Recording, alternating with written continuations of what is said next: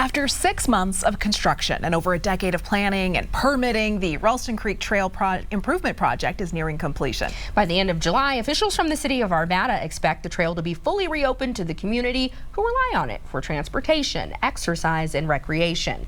The improved area was heavily impacted by floods in 2013, pushing city officials to make big changes. Denver7's Colin Riley went out to the construction site to dig into Arvada's plan and show you how the area is now safer and more resilient to floods.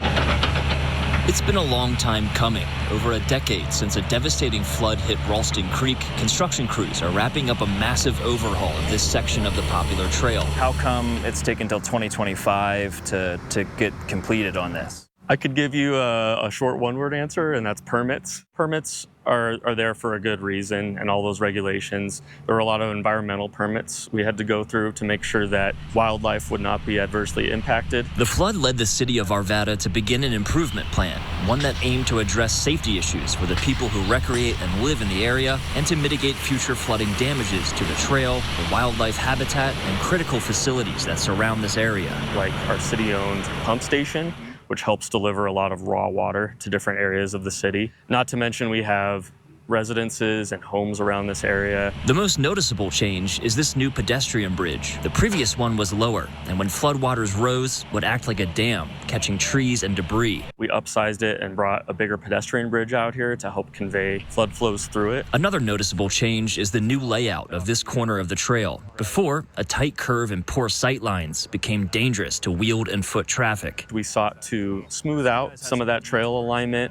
open up some of the sight lines, just make it easier for people to see each other. Some changes aren't as obvious, like natural restoration to the creek bed. Underneath the water, crews added stones called rock riffle structures. These are things that you'll even see out in normal mountain streams where it's essentially just rocks that are on the creek bed. These rocks play a big part in dissipating the energy of the water that flows over them, which will help this creek better handle flooding. The creek can work on its own and adjust if it needs to over time. And are you hoping this acts as a permanent solution to the area? Yes, yep, that's our intent with all this, permanent solutions. Along the Ralston Creek Trail, Colin Riley for Denver7.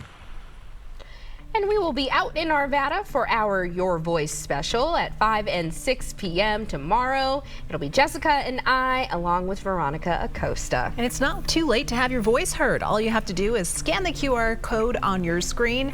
It's going to take you to Denver7.com, where we have all of the information you need.